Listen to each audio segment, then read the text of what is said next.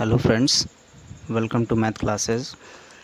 पिछले वीडियो में हमने कुछ एलसीएम और एचसीएफ के क्वेश्चंस देखे थे और उनका हल देखा था। तो आज हम कुछ नए प्रश्नों को लेकर के आए हैं उसी की तरह, और इनका आज सलूशन देखते हैं। तो सबसे पहला प्रश्न यहाँ पर दिया हुआ है, 55 मीटर लंबे और 22 मीटर चौड़े एक मैदान में वर्गाकार दरिया बिछानी है। एक ही नाप की कम से कम बिछाई जाने वाली दरियों की संख्या क्या होगी, वह निकालना है। तो सबसे पहले हम यहाँ पर एक सिंपल सा तरीका यहाँ पर बताते हैं। एक 55 मीटर की लंबाई है, 55 मीटर की लंबाई है और 22 मीटर की चौड़ाई है। एक मैदान है और इसमें दरियाँ बिछानी है वर्गाकार रूप में, मतलब एक ऐसे कह सकते हैं, इस टाइप से एक वर्गाकार रूप में आपको क्या करनी है, दरियाँ बिछानी है। तो वर्गाकार रूप में यहाँ पर दरियाँ बिछानी है और वो दरिया जो हैं कितनी होंगी वो आपको बतानी है। कम से कम कितनी दरिया इसमें बिछाई जा सकती हैं इस मैदान में, ये आपको ज्ञात करना है। तो सबसे पहले आपको यहाँ पर क्या करना पड़ेगा, 55 और 22 का क्या करना पड़ेगा, एचसीएफ निकालना होगा। तो आइए इसका हल देखते हैं। सबसे पहले आपको क्या करना होगा, लिखेंगे मैदान की लंबाई। तो मैदान की लंबाई जो होगी वो 55 मीटर होगी और चौड़ाई जो है वो कितनी है, वह है 22 मीटर। तो मैदान की लंबाई और चौड़ाई 22 मीटर है, तो हम यहाँ पर इन दोनों का एचसीएफ निकालेंगे। तो वो उस वर्गाकार दरी की लंबाई या चौड़ाई, या कह सकते हैं वर्गाकार दरी की ही कह सकते हैं कि लंबाई चौड़ाई या उसकी साइड भुजा, वो पता चल जाएगी। तो आइए देखते हैं उसको कैसे करेंगे। तो यहाँ पर लिखेंगे संख्या 55 तथा 22 का एचसीएफ जो होगा वह क्या होगा, वर्गाकार दरी की भुजा के बराबर होगा। अब इन दोनों का एचसीएफ हम निकालते हैं। तो एचसीएफ इसको निकालेंगे हम एक प्रकार से भाग विधि से देख सकते हैं। तो यहाँ 55 को हमने अंदर रखा, 22 को हमने बाहर रखा, क्योंकि 55 जो है वो क्या है, 22 से बड़ा है। तो 22 दूना हो जाएगा यहाँ पे 44, घटाएंगे तो यहाँ पर बचेगा 11, और उसके बाद यहाँ पर 22 को हम नया यहाँ पे लिखेंगे और 11 से भाग करेंगे, तो 11 दूना हो जाएगा 22। तो इन दोनों का एचसीएफ जो आया है वह कितना आ गया है, 11। एचसीएफ मीन्स मासा जो आया है वह 11 आ गया। तो 11 जो आया है वह आई है वर्गाकार दरी की भुजा।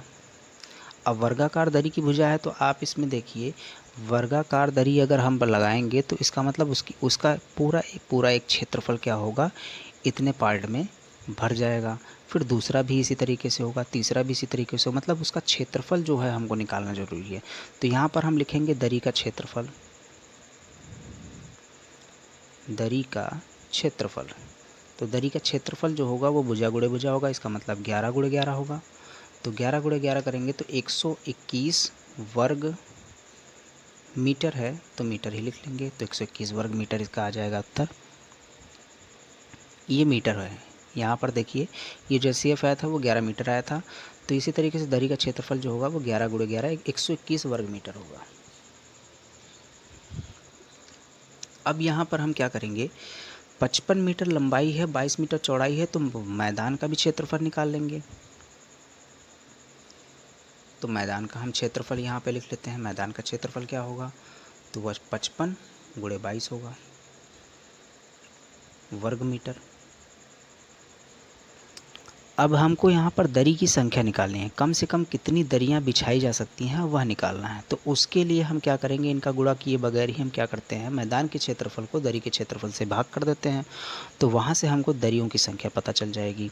तो हम यहाँ लिखेंगे दरियों की संख्या, दरियों की संख्या। तो दरियों की संख्या जो होगी वो होगी 55 गुणे 22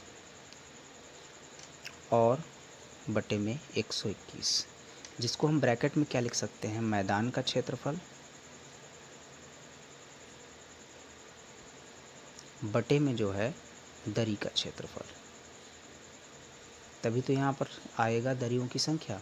तो इसको हम हल करते हैं तो ये हल करने पे 11 से कट जाएगा, 11 का 11 से गुणा करते हैं तो 121 आता है, 11 दूना 22, फिर 11 से ये भी कट जाएगा तो 11 पचे 55, 5 और 2 का गुणा जो यहाँ पर होगा तो वो आएगा 10। तो इसका मतलब यहाँ पर दरियों की संख्या जो है वो 10 है। तो यही इसका उत्तर होगा कि इस मैदान में कम से कम 10 दरियाँ जो हैं वो वर्गाकार दरियाँ इसमें बिछाई जा सकती हैं। तो यह इस प्रश्न का हल है। अगला प्रश्न है, वह छोटी से छोटी संख्या ज्ञात कीजिए जिसमें 7 घटाने पर वह 12, 16, 18 एवं 21 से विभाजित हो जाए। तो आइए इस प्रश्न को पहले समझते हैं।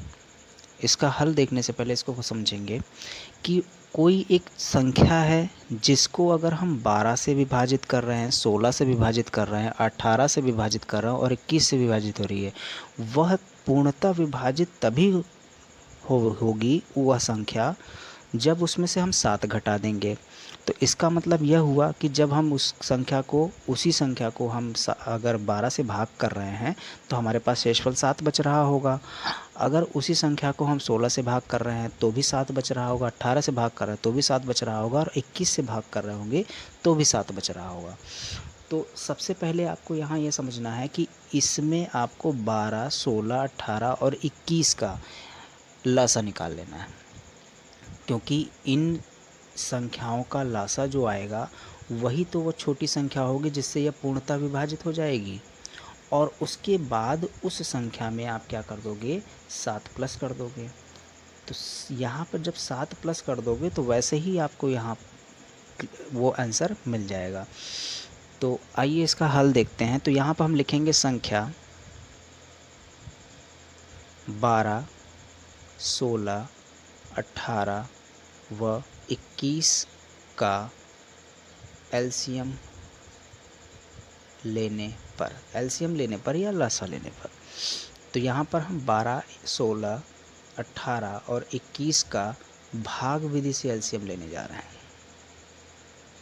2 से करेंगे, 2 छक 12, 2 अट्ठे 16, 2 नौ 18, 21 ऐसे ही उतर आएगा। फिर 2 से करेंगे, 2 तिहाई 6, 2 चौको 8, यहाँ पर 2, 9 तो कटेगा नहीं तो ऐसे ही आ जाएगा और 21 भी ऐसे ही उतर आएगा। फिर 2 से करेंगे तो ये 3 ऐसे ही उतर आएगा, 2 दूनी 4, फिर 9, फिर 21। इसको हम फिर से 2 से करेंगे तो 3 यहाँ आ गया, यहाँ 1 आ गया, यहाँ पे 9 और यहाँ 21 ऐसे ही उतर आएगा। अब यह संख्या जो है 3 से विभाजित होगी तो 3 एकम 3, यहाँ पर 1 हो गया, 3 त्रिक 9 और 3 सत्ते 21 होगा। फिर 3 से करेंगे तो यहाँ 1, 1, 1, 7 और अगले स्टेप में यहाँ पर ये 7 से हो जाएगा 1, 1, 1 और 1। अब हम क्या करेंगे, सिंपल सा लिखेंगे लासा। तो यहाँ हम बगल में ही इसका लासा लिख लेते हैं। लासा कितना होगा, जिसको हम इंग्लिश में एलसीएम लेते हैं। तो इसका लासा जो होगा वो 2 गुणे 2 गुणे 2 गुणे 2, 2 जो है वो कितनी बार है, 4 बार। उसके बाद यहाँ पर 3 गुणे 3 गुणे 7। तो आइए इसका गुणा करते हैं। यह गुणा कैसे होगा, 7 त्रिक 21, 21 तियाँ 63, 63 दूना 126, 126 का दुगना करेंगे तो 252 आएगा और 252 का अगर दुगना करते हैं तो 504 आता है और 504 का दुगना करते हैं तो 1008 आएगा। तो लासा जो आया है वो 1008 आ गया। अब हमने वही पिछली बातें फिर से हम समझते हैं कि छोटी से छोटी संख्या ज्ञात करनी थी जिसमें 7 घटाने पर यह पूर्णतः विभाजित कर रही थी। अब यहाँ पर देखिए आप कि 12, 16, 18 और 21 जो है वो किसको पूर्णतः विभाजित कर रही है, 1008 को। 1008 को 12, 16, 18, 21 पूर्णतः विभाजित कर रही। इसका मतलब ये 7 इसमें तो कुछ बच नहीं रहा। तो हम इसमें 7 अगर जोड़ देते हैं तो वह संख्या हमें मिल जाएगी जिसकी हम बात कर रहे हैं। इस प्रश्न में जिसकी बात की जा रही है, छोटी से छोटी वह संख्या ज्ञात करनी है जिसमें 7 घटा दिया जाए तो यह बचेगा। और 1008 जैसे ही बचता है तो वो 12, 16, 18, 21 से पूर्णतः विभाजित हो जाएगा।